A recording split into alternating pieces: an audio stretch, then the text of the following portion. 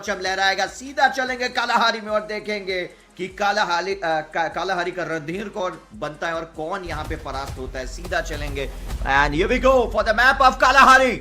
और गाइस देखते हैं कौन करेगा कलाकारी और किसकी होगी यहाँ पे हार।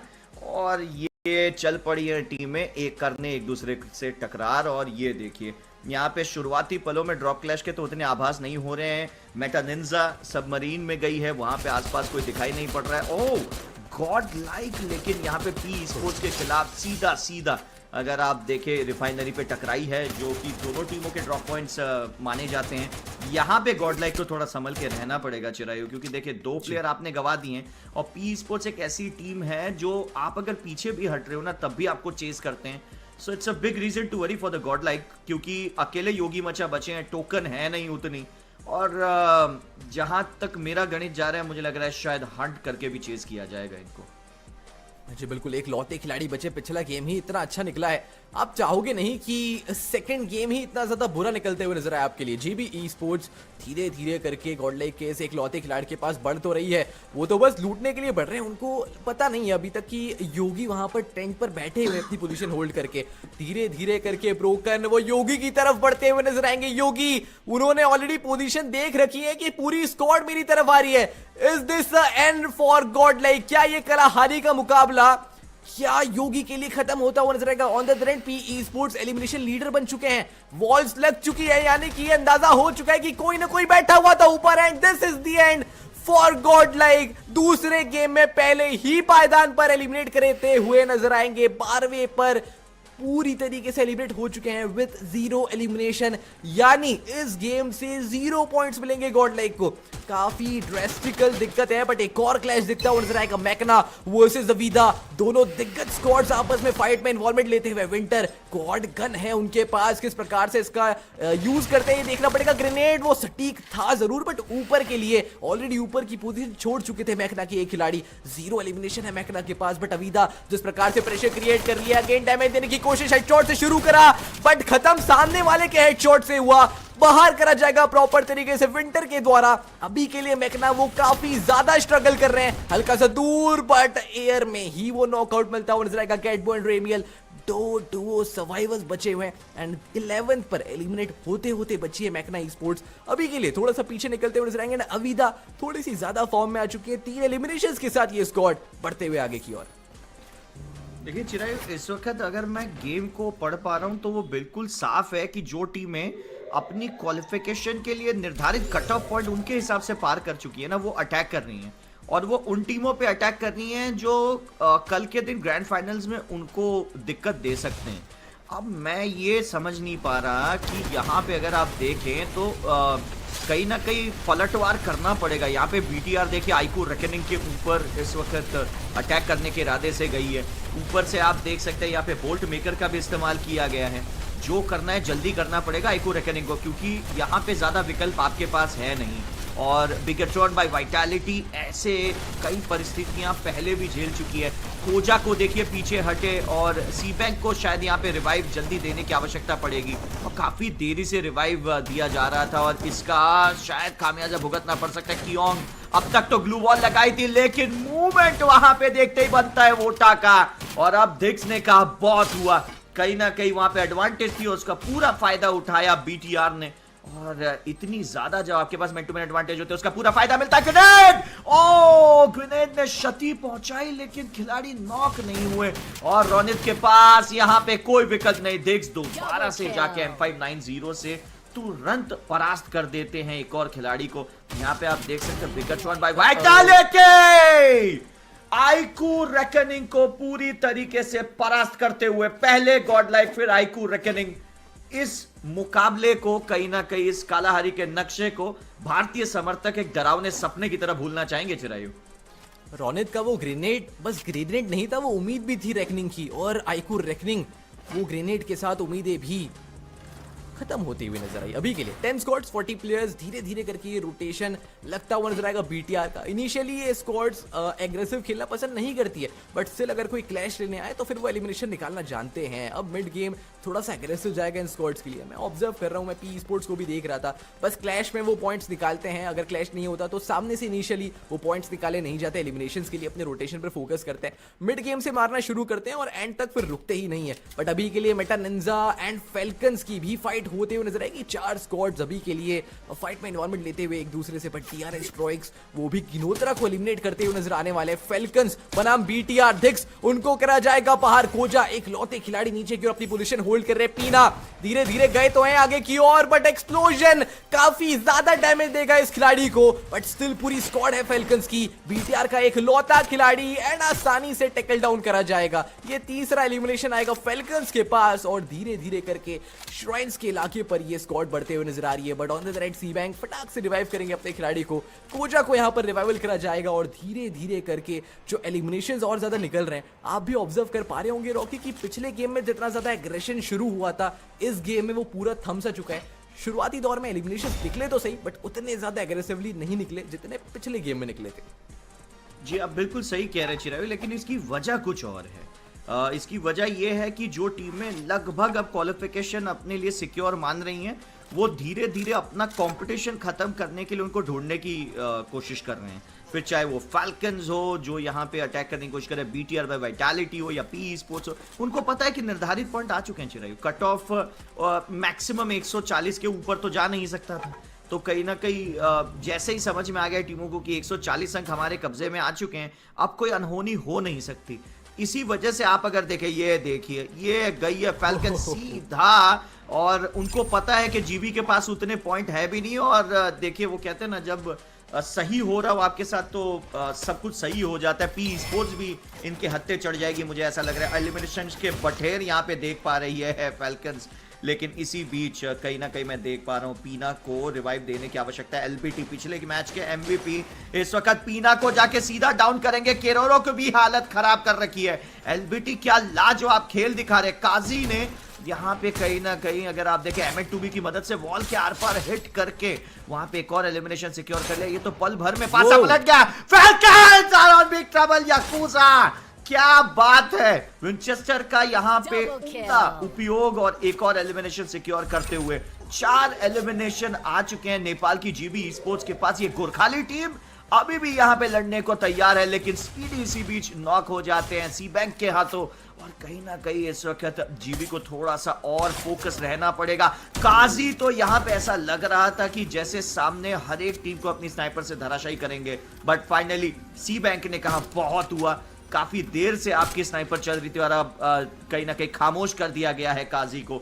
इसी के साथ यहाँ पे बीटीआर के खाते में 5 एलिमिनेशन, जो कि इस मैच के हिसाब से इस वक्त सबसे ज्यादा अंक तालिका हमारे सामने थोड़ी सी लमसम आ चुकी है। और आप देख सकते हो बीटीआर ऑलरेडी औपचारिक ही था और यहाँ पे टेबल टॉप कर चुके हैं। फैल्कन्स और बीटीआर के बीच में आज के दिन टेबल टॉप के लिए तो एक अच्छी खासी प्रतिस्पर्धा रहने वाली है चिरायु।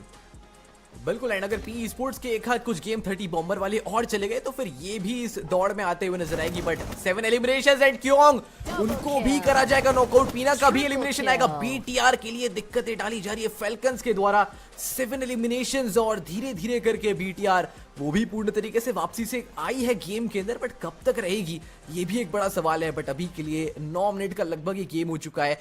2 ही स्क्वाड्स प्रॉपर तरीके से एलिमिनेट हुई है, वो है God like and iQOO reckoning. धीरे धीरे करके अब लूट एंड रिसोर्सेज पे थोड़े से फोकस करे जाएंगे, बिकॉज बीटीआर एंड फैल्कन्स दोनों ही ऐसी स्क्वाड्स है जिन्होंने अपने खिलाड़ी को रिवाइव करा है। लूट पे थोड़ा सा और ज्यादा फोकस करना पड़ेगा, फिर से वो लूट लेनी पड़ेगी आपको, जिसके लिए थोड़ा सा टाइम जो है वो आपका जाया होगा एंड रोटेशन हल्का सा लेट होगा। बट स्टिल अविदा वो डीआरएस से पंगे लेते हुए नजर आ रही है। एंड अगेन बीटीआर वो बैक टू बैक एलिमिनेशंस निकाल ही रहे हैं कहीं ना कहीं से। मैं उनको देख रहा हूं शुरुआती दौर से वो एग्रेशन दिखाने की कोशिश कर रहे हैं, एलिमिनेशंस निकालने की कोशिश कर रहे हैं। एंड ये गेम शायद से पूरा एग्रेसिव खेलने आए वो लोग। बट अगेन मैकना स्पोर्ट्स बनाम डीआरएस, ओ माय गॉड, एक दोनों साइड से नॉकआउट नजर होगा खिलाड़ी। बट एक और वॉल का प्रयोग ठाकुरी सामने की ओर। गेटबू एक 1v1 होगा इस पॉइंट ऑफ व्यू पे, डैमेज दिया जाएगा। लैंडमाइन मार के ठाकुरी पीछे गए तो है, बट इतनी ज्यादा आगे लैंडमाइन मारा कि शायद खिलाड़ी को पता चल चुका है कि यहाँ पर लैंडमाइन का प्रयोग हुआ था। लीजिए वो लैंडमाइन फोड़ दिया जाएगा एंड वो वहां पर से एरिया पर से आगे बढ़ सकती है ये स्क्वाड। एक ही एलिमिनेशन है मैकना के पास। ये गेम कुछ खास गया नहीं है।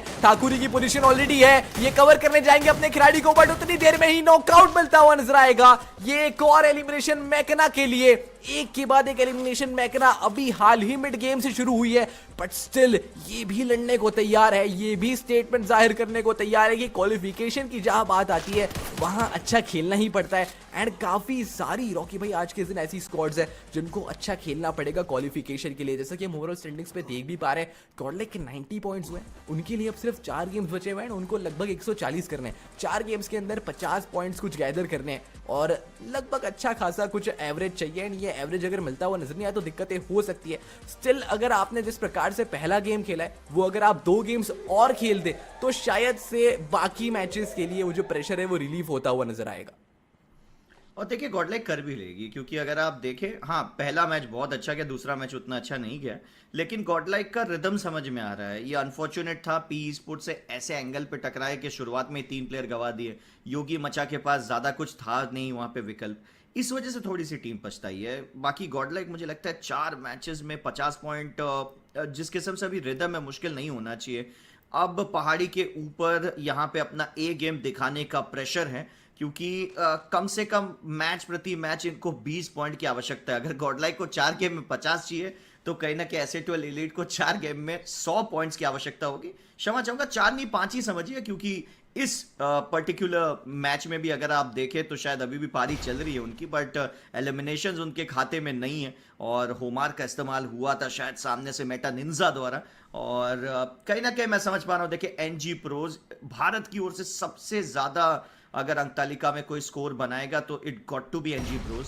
उसके अलावा मैं यहाँ पे देख पा रहा हूँ जिस तरीके से बीटीआर और फैल्कन्स के बीच में इस वक्त प्रतिस्पर्धा चल रही है कि टेबल टॉप कौन करेगा, ये देखते ही बनता है। आविदा कहीं ना कहीं इनके ऊपर इस वक्त प्रेशर नहीं, और पहाड़ी ने back to back 2 player knockout और 2 एलिमिनेशन सिक्योर कर लिए और कहीं ना कहीं अपना ए गेम दिखाते हुए यहाँ पे पहाड़ी। अरमान ने भी नोलन को नॉकआउट किया। इंटरेस्टिंग पी स्पोर्ट्स से भिड़ पड़ी है यहाँ पे एसेटुअल एलीट और साथ ही साथ मेटा निंजा से भी, और अपना पूरा जान दिखा रही है एसेटुअल एलीट यहाँ पे कि चाहे कुछ भी हो जाए अपना सर्वश्रेष्ठ प्रदर्शन देंगे। विंसेंट का पोजीशन बहुत अच्छा है, पहाड़ी को नॉक कर देंगे विंसेंट। पहाड़ी वहां पे कहीं ना कहीं शायद आमने सामने के युद्ध में फंस गए थे। इसी बीच पी स्पोर्ट्स 2 भारतीय टीमों के बीच में लड़ते हुए चकनाचूर और परास्त होती है और मैकना के ऊपर यहाँ पे हमला करते हुए आविदा, ये आखिरी हमला भी हो सकता है। बीटीआर बाय वाइटालिटी भी एलिमिनेटेड और कहीं ना कहीं यहाँ पे मैकना की भी हालत खराब है। लग रहा है धीरे धीरे शक्तियां वापस काम करना शुरू कर रही हैं और अगर ऐसे ही चलता रहा तो मैकना भी एलिमिनेट होगी।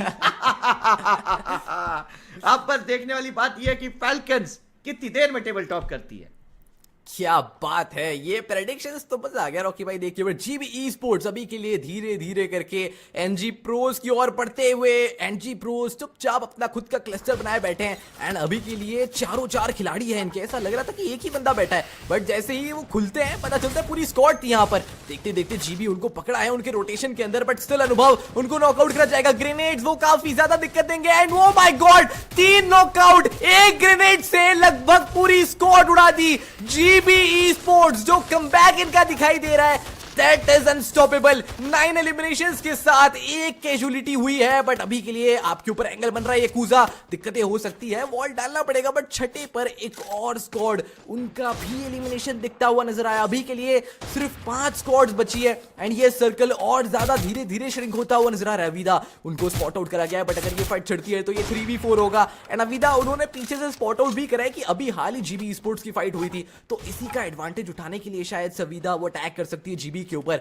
बट स्टिल जीबी की जिस प्रकार से पोजीशनिंग है वो लगभग सर्कल के बीच में है, वो दिक्कत भी दे सकती है। बट अगेन अगर अगले सर्कल के एज पर आ जाए ये लोग तो फिर वो दिक्कतें ज्यादा होगी नहीं। बट यहाँ पर मेटा निंजा वर्सेस एसएटीएल, ये फाइट सिर्फ फाइट की नहीं है, बट अरमान उन्होंने खुद को ग्रेनेड से नॉकआउट करा है। ये तो काफी गंदा इनिशिएशन होगा एसएटीएल के लिए। दिक्कतें थोड़ी सी ज्यादा मेटा निंजा के पास अब एक अपर एंड हो सकता है, बट वो दोनों स्क्वाड सर्कल के पूरा बाहर दिखते हुए नजर आएगी। 3 खिलाड़ी है, जो ये फाइट जीतेगा उसको मिलेगा सर्कल, बट ज्यादा देर तक होल्ड भी नहीं कर सकते बिकॉज ऊपरी इलाके वाली स्क्वाड्स आपके ऊपर थर्ड पार्टी करने की कोशिश करेगी। Meta Ninja they are in trouble, उनको एसिड ड्यूल को बाहर करके ही निकलना पड़ेगा बिकॉज अगर बैक ऑफ करते हैं तो फिर अविदा आपके लिए खड़ी रहेगी। बट विंटर जीबी ब्रोकन को नॉकआउट करते हुए नजर आएंगे एंड जीबी को जिस प्रकार से उन्होंने एनजी प्रोस को उड़ाया था उसी प्रकार से जीबी को भी उड़ा दिया जाएगा। एसिड ड्यूल बनाम फेल्कन्स, ये 3v4 की फाइट, बोल्ट मेकर का इस्तेमाल, ये फाइट इंपॉर्टेंट एसिड ड्यूल के लिए। ये गेम आपको बताएगा कि कितने पॉइंट्स आप निकाल सकते हैं। क्या ये बूया एसिड ड्यूल के पास जाएगा? अभी के लिए फ्रीज नेट से काफी ज्यादा प्रेशर इनके ऊपर, अरमान फिर से काफी ज्यादा डैमेज होते हुए नजर आने वाले। मेटा निंजा पीछे से डैमेज आपको देते हुए नजर आ सकती है, साइड से अविदा डैमेज देगी, सामने से फेल्कन्स डैमेज देगी, सिर्फ एक दिशा बचती है बट आपको यहां पर से मेटा निंजा को बाहर करना ही पड़ेगा। मिस्टर जय पोजिशनिंग सेट करने के लिए वो लैंडमाइंस लगाए हैं जरूर। फेल्कन्स भी धीरे धीरे एसिड ड्यूल के ऊपर जम कर चुकी है। मेटा निंजा इसका फायदा उठाएगी, अगर Falcons versus Acid duel spot out करती है तो डेफिनेटली पीछे से थर्ड पार्टी करेंगे। बट अगेन दो खिलाड़ी एसिड ड्यूल के नॉकआउट होते रहते हैं। हसन उनको स्पॉट आउट भी करा जाएगा, एक 1v1 बट स्टिल फेल्कन्स के खिलाड़ी अब पीछे से देंगे कवर। हसन को भी गिराया गया। अरमान एक लौते खिलाड़ी एसिड ड्यूल से बचे हुए बट स्टिल पीना को नॉकआउट करते जाएगा एसिड ड्यूल एलीट। क्या वो कमबैक दिखाई देगा इनकी साइड से? केरोरो नॉकआउट हो चुके हैं। अविदा सटीक टाइमिंग पर हॉप इन करिए। अगेन वो एक्सप्लोसिव डाले जा रहे, ग्लू मेल्टर्स का प्रयोग, अगेन वो ग्लू यूएवी भी डाला गया है पर धीरे धीरे करके जिस प्रकार से प्रेशर क्रिएट हो रहा है अभी तक नहीं पता कि आखिरकार बुया किसका होने वाला है। बट जिस प्रकार से मैं फेल्कन्स की पोजीशनिंग देख पा रहा हूं रॉकी भाई, मुझे लगता है कि फेल्कन्स ये गेम अच्छे तरीके से बुया कर सकती है। देखिए इस वक्त मैं समझ रहा हूँ आविदा की पोजीशन बहुत अच्छी है, ग्रेनेड लॉन्चर भी है उनके पास और बिल्कुल सिर्फ केरोरो को अगर गिराने में कामयाब हो जाती है अविदा तो पासी बिल्कुल पासा पलट जाएगा यहाँ पे। लेकिन मेटा निंजा ये सही समय है, आरएनएस और शैंकी वहां पे पीना के ऊपर सही चढ़ाई कर रहे थे लेकिन ये क्या अचानक से यहाँ पे मेटा निंजा जहां पे एलिमिनेशन निकाल सकते थे लेकिन कदम पीछे हटा दिया। इस बार अरमान को खामोश कर दिया जाएगा ऑन फायर द्वारा, कोई मौका नहीं। फाल्कन्स ने यहाँ पे 21 एलिमिनेशंस के विशाल काय मार्जिन्स के साथ यहाँ पे कर दिया है बोया बोया बोया। और यहाँ पे लिमिट कहते हुए खामोश रहा जाए क्योंकि इस वक्त फाल्कन्स आ चुकी है उड़ान भरने के लिए और इस वक्त टेबल टॉप की उड़ान भरी है इस टीम ने। और मैंने पहले ही कहा था कि सिर्फ इंतजार इसी बात का हो रहा है कि कितनी देर में ये टीम टेबल टॉप करेगी। अब तो मुझे नजर नहीं आ रहा कि कोई भी टीम इनको पकड़ पाएगी क्योंकि अब फाल्कन्स ने जो उड़ान भरी है इनके पंख उतरने बहुत मुश्किल होने वाले हैं। चिरायु जी बिल्कुल, एंड प्रेडिक्शंस हम दोनों के सही हो गए बट आखिरकार ये लास्ट शॉट देखते हैं किस प्रकार से अविदा वो टाइमिंग पर खेलने की कोशिश कर रहे थे बट स्टिल फेल्कन्स का जो फायर पावर है उन्होंने जो बैक फायर करा अविदा के ऊपर आसानी से वो एलिमिनेशंस बटोरते चले गए। Meta Ninja and acid dual elite के खिलाड़ी वो थोड़ी सी दिक्कत में पड़ते हुए नजर आए, प्रॉपर अपने चारों चार खिलाड़ी थे नहीं उनके पास जिसके कारण वो अच्छी तरीके से फेल्कन्स के ऊपर अटैक नहीं कर सकते थे। और Meta Ninja at the last दो प्लेयर्स बचे थे, शैंकी थोड़ा सा ओपन अप हुए जरूर बट उन दोनों को अकेला अकेला पकड़ के एलिमिनेट करा गया एंड फेल्कन्स ले जाती है ये गेम एज अ बूया। काफी अच्छा परफॉर्मेंस यहाँ पर फेल्कन्स की ओर से एंड जैसा कि आपने कहा ही था बस कि अब वेट हो रहा है कि फेल्कन्स कब आए और बूया ले जाए। ये लीजिए फेल्कन्स का ये बूया सामने। और कहीं ना कहीं देखिए यहाँ पे फाल्कन्स ने टेबल टॉप करके बाकी प्रतिद्वंदियों को भी यहाँ पे क्लियर संदेश दे दिया, फिर चाहे वो आविदा हो या